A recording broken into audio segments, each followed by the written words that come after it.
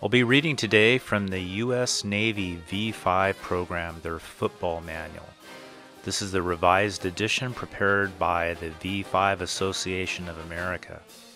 The first edition was in 1943. The revision was published in 1950 by the U.S. Naval Institute. They start this book off with a brief history of football. So let me begin the reading, Chapter 1, page 5. For most Americans, the term football means American intercollegiate football, a development of the old game of rugby introduced from England about 1870. However, the game itself dates back to long before the Christian era, specific mention being made of a game of ball in Homer's Odyssey. Harpastum was a favorite game of the Spartans and Athenians, and it was played upon a rectangular field marked with sidelines, goal lines, and center line.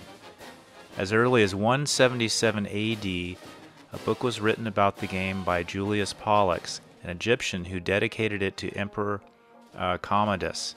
The game was extremely popular among the Lacedaemonians, Romans, and Florentines also. Although its popularity rose and fell through the ages, the game never entirely disappeared at any time.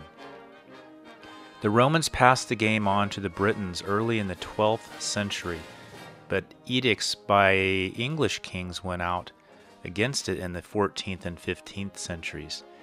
It is interesting to note that despite the edicts forbidding the game, its popularity was not stamped out, and it was continually played in the streets and on the commons, as noted by Samuel Pepys' diary. By 1800, the game was adopted by English schools and universities as quite the leading sport. About 1850, an association was formed in England in order to harmonize the various types of games being played in different sections of the country, but not until the Rugby Union was formed in 1871 were definite rules enacted. Football was not played in America to any extent until about 1870. The game in this country was unlike anything prevailing in other countries, but had some of the characteristics of the association game. Rugby was introduced to Harvard by the Canadians in 1875, and in the same year, Harvard played Yale in a game under the rules set up by the representatives of the two universities who tried to harmonize the association and rugby games. This was not satisfactory, and in 1876, rugby union rules were accepted. The popularity of the game increased greatly. The English rugby game is essentially a kicking and passing game, somewhat like a combination of basketball and American football. However, in America, there was no tradition and few established rules, so the rules were changed with popular demand until the game became largely a matter of advancing the ball by aid of interference, furnished by teammates of the man carrying the ball.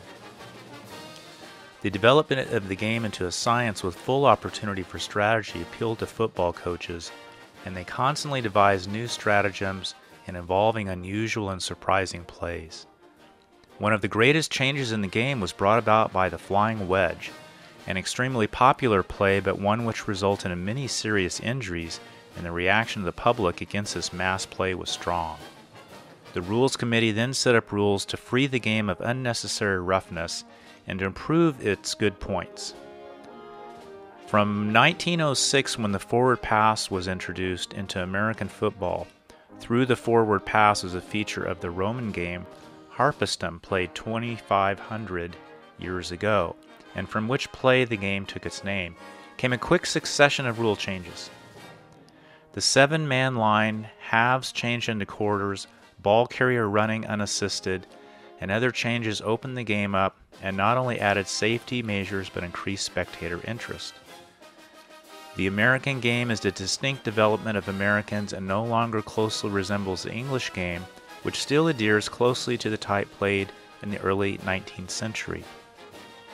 Frequent rule changes are made to help balance the offense and defense so that now it is not so much the variety of defenses used, but the definite moves made to conceal until the very last moment the specific defense that creates the situations requiring brilliant strategy. Teams are more daring and gamble more frequently, and moreover, they very often find the gamble resulting in their favor. Skillful coaching is making teamwork play a greater part in the game, without limiting individual brilliance, and so the American game grows more colorful from year to year. Football is, and has been, a definite factor in the development of such qualities as self-discipline, intelligence, resourcefulness, self-reliance, and the will to win, both in the individual and in the cooperative effort. The players daily learn to search for strength and weakness of the opponents, analyze situations quickly and devise plans to offset them. This experience is bound to be a great factor in the building of morale in our armed forces.